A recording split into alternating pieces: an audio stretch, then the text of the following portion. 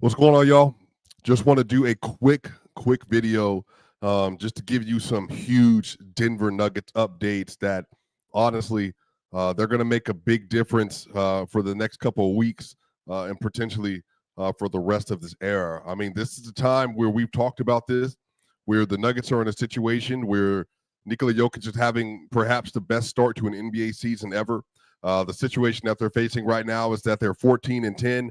The team has played better as of late. They've won 3 straight games. The Nuggets are currently a stone throw away from being able to capture the number 2 seed if they continue to win some games. But right now, the Nuggets are facing a point in time where the franchise is really kind of they're in a very interesting place. The Denver Nuggets, just to give you a layout, the Nuggets have 5 rookie contracts on the roster that are continuing to try to develop. Obviously, you got Peyton Watson, Christian Brown, Julian Strother. Those are your main culprits. And then you got Hunter Tyson and Jalen Pickett. Calvin Booth's original vision was that he wanted to get young players inside of the building that he could develop around, and that players that could eventually contribute to playing championship basketball like it did in 2022 and 23 with Christian Brown. But where we are currently, the Denver Nuggets starting 5 is elite. They are performing at an elite level, but they have not had the requisite bench help to be able to stabilize some of these minutes like they want to. And then on the other end, because of the lack of shooting that they have around the team, Christian Brown has taken a leap. Russell Westbrook has taken an admirable step to be the backup point guard and to be also the leader of the bench and also to step in at the shooting guard position as the primary ball handler with Jamal Murray at times as well. So they have been able to find ways to try to make the team better overall. But the Nuggets, they're in a situation where they have the best player in the world, I believe, who's going to be a top 10 player by the time he retires that's ever touched the sport. And this might be the only time they have a player like this in-house. And the thing I've said multiple times, it's that 4 of the last 5 years, since the 2020-21 season, there's only been one playoff run where Nikola Jokic has had the adequate help that superstars of his caliber need to have the teammates around him in order to play defense, to be an on-ball creation scorer, to be off-ball scorers, to be off-ball defenders, to try to mitigate any weaknesses he might have, but also to maximize the strengths he has. There's only been one time where they've had the roster that's able to do that. And really, once they had it, they dog walked the entire NBA. They went 16-4, had the best point differential in the playoffs. They absolutely dominated everybody. But again, that's what you need. Kobe and Shaq. These are the kind of teams that you need to put around these players. LeBron James. These are the kind of players you need to put around these players. You know, when you look at Bill Russell, when you look at Wilt Chamberlain, when you look at Kareem Abdul-Jabbar, when you look at Magic Johnson, Larry Bird, these are the kind of players that you have in-house. And the thing that I want to continue to remind Nuggets fans, the Denver Nuggets have not made a real move. They've not made a significant change to their squad since March 25th of 2021 when they acquired Aaron Gordon. You typically don't have windows that run that long. And I know that everybody is very attached to the core, and I get it. I understand. I have watched Michael Porter Jr. since he's been in high school. I've known about Jamal Murray since he was at Kentucky. I've known about Aaron Gordon since he was at Arizona and a little bit prior to that. Jokic, obviously, I learned about him the same way y'all did through the NBA draft in 2014. I knew who Peyton Watson was coming out of the UCLA. He was a 5-star kid going through the circuit in California. Christian Brown was a great two-way star in college at Kansas. Julian Strother, tremendous player in college, played really good, was a really good player. These are the players they have on their roster. These are the kind of players that they have drafted in-house and have built around and have traded for in Aaron Gordon. But here's the thing. There's almost no other team that's been this stable in the NBA. And the way that I'm describing it to everyone is that I know people don't want to make the move for several different reasons, or they're worried about making a move for different reasons. Some of them are very legitimate. But the reason why this is such an anomaly is that you look around the league, whether it's the Bucks that are playing right now on television, they traded and got Drew Holiday 2020, and then they won a championship. Didn't work out. They traded and went and got Dame Lillard. And Dame Lillard is playing very well right now versus the OKC Thunder. He's an adequate partner to have around Giannis Antetokounmpo. And then on top of that, there have been other teams, like even just Jason Tatum and Jaylen Brown. How many iterations of the Celtics have we seen over the years? We've seen them swing and swing again. Well, we also seen teams like the Miami Heat that get Jimmy Butler, they got Bam Adebayo, they kind of stale out, and then they have really good playoff runs and then not so good at other times. So we've seen this. This is just the way the NBA works. You ain't got to be the Lakers. You ain't got to be Philly. Not at all.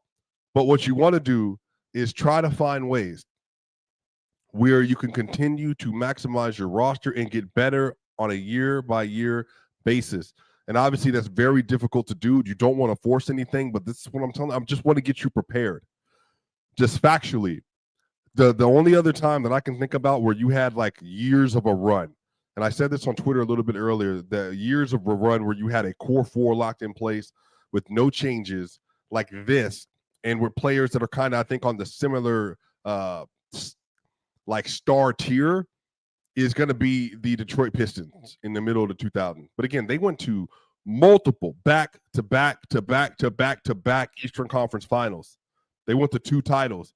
They took the Spurs to 7 games. They beat the snot out of the Lakers. So, like, I think the thing is that even when you have teams that are like this, they had 4 players on the roster that were all-stars, and then including Tayshaun Prince, who was a borderline all-star.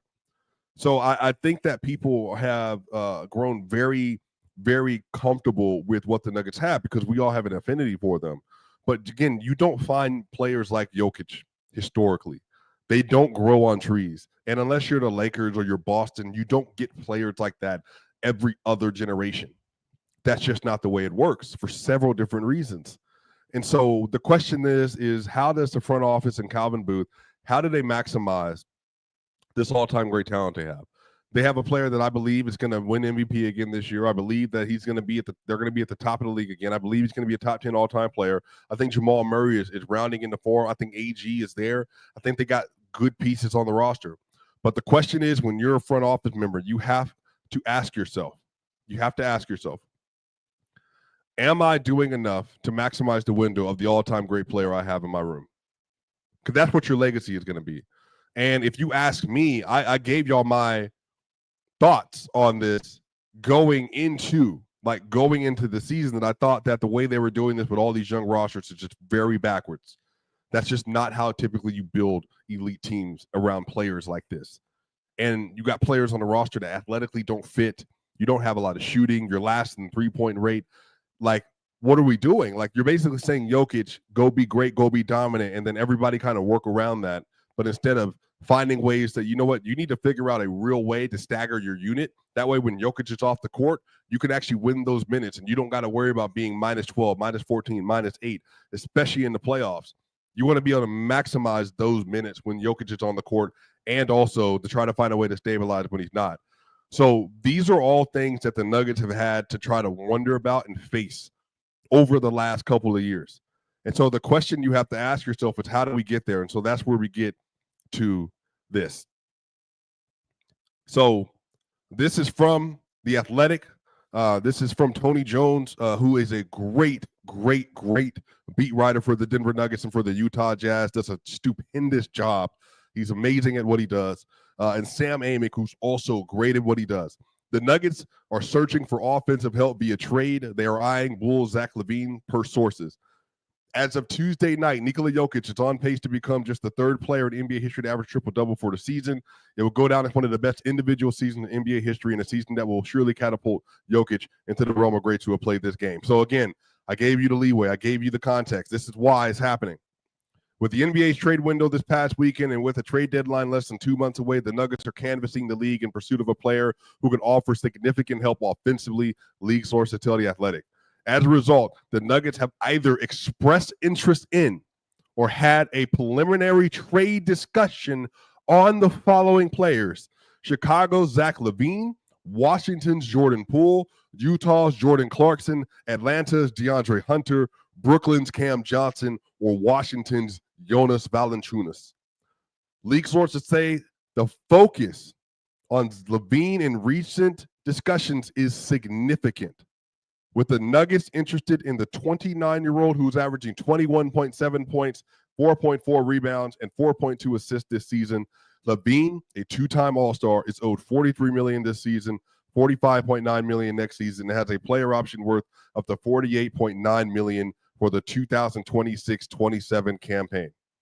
This isn't the first time the Nuggets have shown a desire to upgrade with a wing scorer. As The Athletic reported in late June, Denver discussed the prospects of adding Paul George in their trade that would have included Michael Porter Jr. and Zeke Naji going to the LA Clippers and George coming to the Nuggets via as an extend and trade deal. The deal didn't go down, but it was a strong sign as any that Denver has identified this need some time ago. And here's the key part. Any big trade would likely involve Porter, according to league sources. Porter has long been one of the best shooters in the league.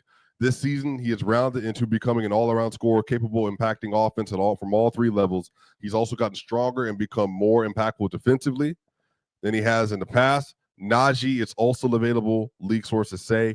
Any significant deal the Nuggets would do may also have to involve a pick swap as a sweetener. Y'all, this is the big deal here. This is the huge portion right here. You see this?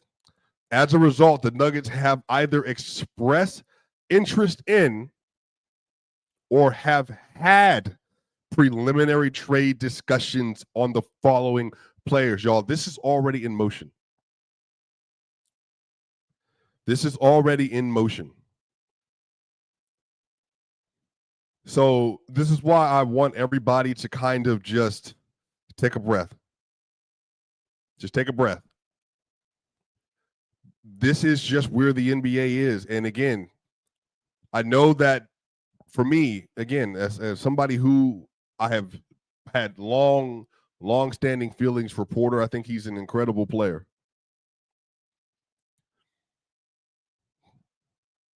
But again, the question you have to ask yourself, is this the best that the Nuggets can do?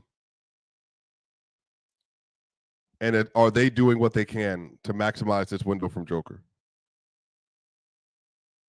That's the question that you have to constantly be asking. Because as of right now, where we are currently,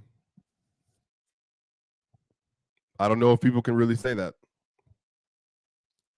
And this is not comfortable, obviously, for many different reasons, especially when you've had a player in-house this long.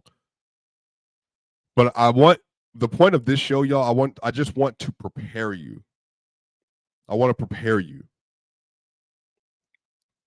The Nuggets have their fifth and sixth highest paid players on the roster, y'all, as I've gone through this many times with you before.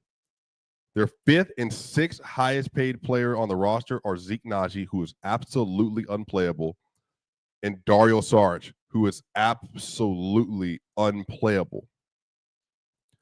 So they have wasted money in spots that they should not have wasted that money in. They've given contracts out to those two players that should not have been given out. And because of that, especially the Zeke deal, they were not able to keep KCP. He had to go. So you add all that up, and then you look at the fact that the young players on the roster, they're still a little bit behind the 8-ball. You look at the fact that every other iteration of NBA championship teams have had immense high-level talent in multiple ways to beat you. And let's just pretend it's Zach Lavine. This is my theory. This is just my theory. Let's pretend that it's Zach Lavine. I think that the Nuggets, what they would do is they would have Jamal Murray with Zach Lavine, with Peyton Watson, with Aaron Gordon, and with Nikola Jokic. And Zach Lavine is just a far different kind of player. He is a very good on-ball creator. He's a good playmaker. He's a great downhill scorer slasher, and he's a really good off-ball shooter. But then they would also need to substitute the defense because they would need to have adding an athlete to the roster and then adding Peyton Watson to the roster. I think you need to get some size back to be able to play. I don't know if Brown necessarily is playing in that spot. But I think, again, if you just analyze kind of what they're thinking. So then what we would do is we would be able to stagger Murray or Lavine with Jokic at all times. And then with the bench unit, it would be Zach Lavine, Russell Westbrook, Christian Brown, Aaron Gordon, and whatever. You know, in an ideal world, I would say that they will get Ayo Dosunmu back. I know Chicago Bulls fans do not want to hear that, but that is what I would do, and I'll be willing to give up an additional player to make that happen. If that was the ask, I absolutely would be willing to give up an additional player to make that happen. I think he's that good. He's that important. He's that good, and he's a better side-to-side defender than Christian Braun is. But he also adds a lot offensively as well. Again, I think that would take some convincing. Arturas Karnisovas, this would be some. Hey, you've been here for a long time. You have an imprint here at the Nuggets organization. You want Jokic to win another championship. You were with him for years. You have a good relationship with Joker. Let's make it happen. It's going to be one of those talks. We'll get you on the other side at some point in time. But that would be what I would most ideally want to do. Now, the other thing that would be interesting here, that the DeAndre Hunter and Bogey, that would be another addition there. That if they could somehow get a 2-for-1 back, maybe a 2-for-2, you get rid of Zeke's contract and you get DeAndre Hunter and Bogdanovich back into the building, then we're cooking. That's another option. Again, you want to talk about stabilizing the bench. Bogey and Russ would absolutely cook. Bogey and Jokic would cook. DeAndre Hunter and Russ would cook. DeAndre Hunter and Jokic would cook. DeAndre Hunter and Murray would cook. DeAndre Hunter, Peyton Watson, Aaron Gordon. Imagine that defensive trio. DeAndre Hunter, Aaron Gordon, Peyton Watson, DeAndre Hunter, Aaron Gordon, Christian Braun with Russ. Just imagine the defensive opportunities that you would have there. So, again, if you want to really level up and get an additional starter in that deal, then that's something that you can do. But again, the reason I highlighted that part right there is as a result, the Nuggets have either expressed interest in or have had preliminary trade discussions on the following. It's already in motion. It's already happening.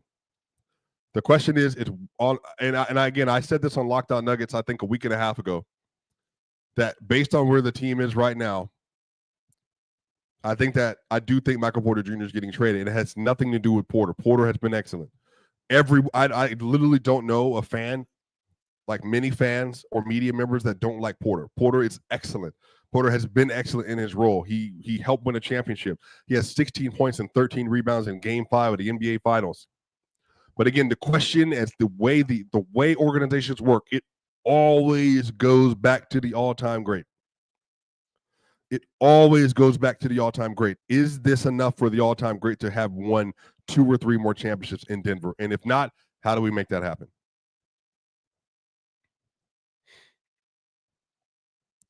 So this is where we are. The Jordan Clarkson deal, that feels like it would be a Zeke Naji and another player deal. The Nuggets would probably have to throw in a trade sweetener, like a future option and a draft sweetener in there. But that sounds like a Zeke Naji and another player. And this would be like a Zeke Naji, Hunter Tyson, Zeke Naji, Jalen Pickett. Unless Jordan Clarkson was in the MPJ trade, but I don't know what they would want.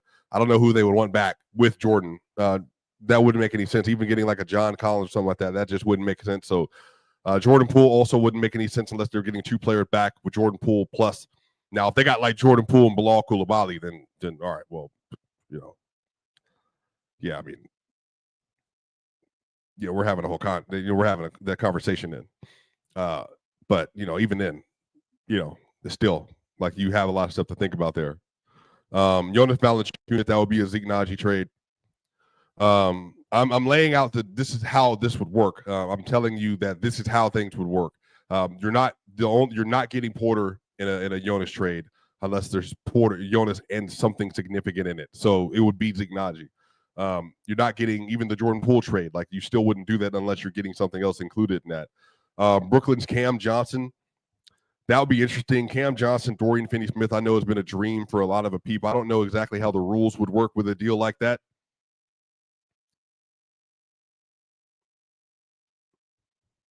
I don't know how the rules exactly would work in that deal, but I know that is something that a lot of people have speculated and have talked about for quite some time now.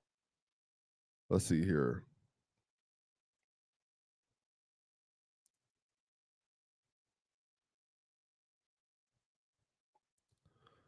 Yeah, I know everybody wants that Cam Johnson, Dorian Finney-Smith. Let me just check out the rules real quick and see kind of how that would work.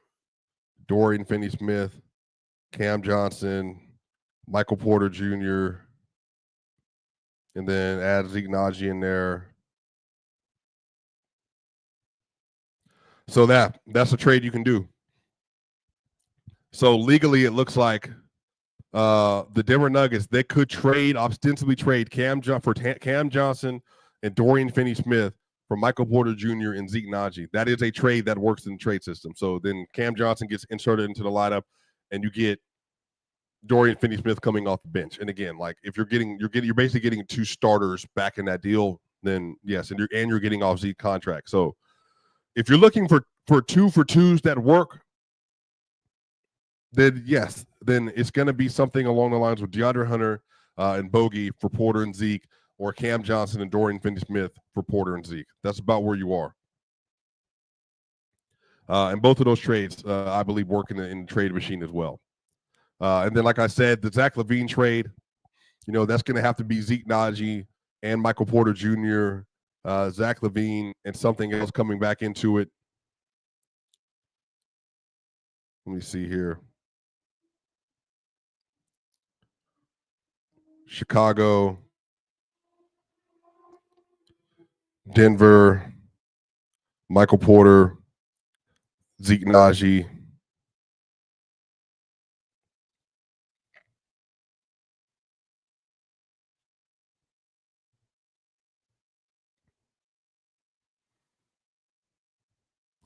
All right, I'm looking at Zach Lavine.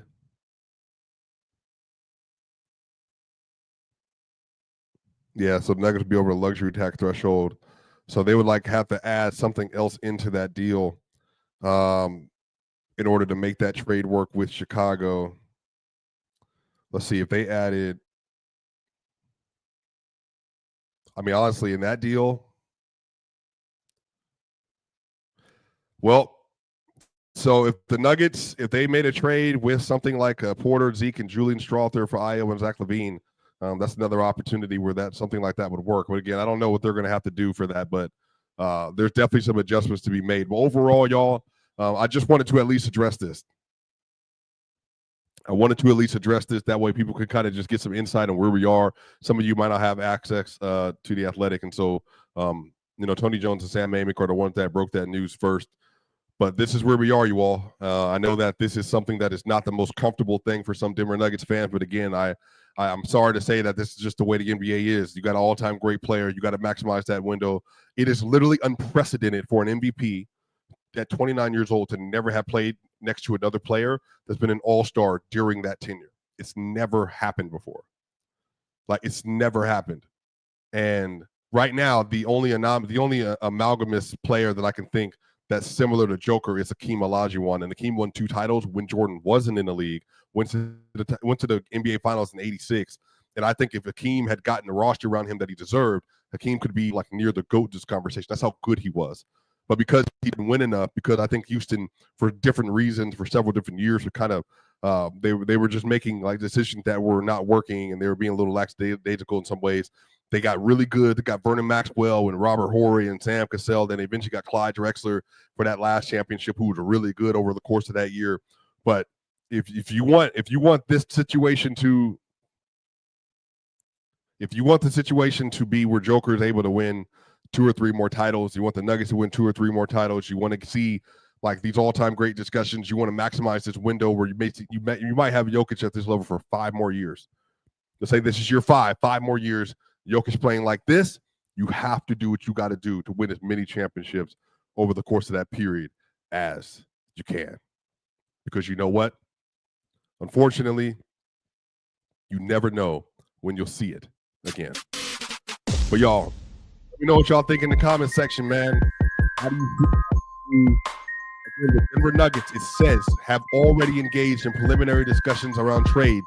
What do you feel like would be the best trade for this team to make to go and win a championship this season and going forward? Y'all, Swipa gang, make sure if this is your first time here, you're giving us a subscribe. We do content after every Denver Nuggets game. We have guests on. Make sure you like and share the video, y'all. Y'all know what time it is, Swipa gang. See you on the other side.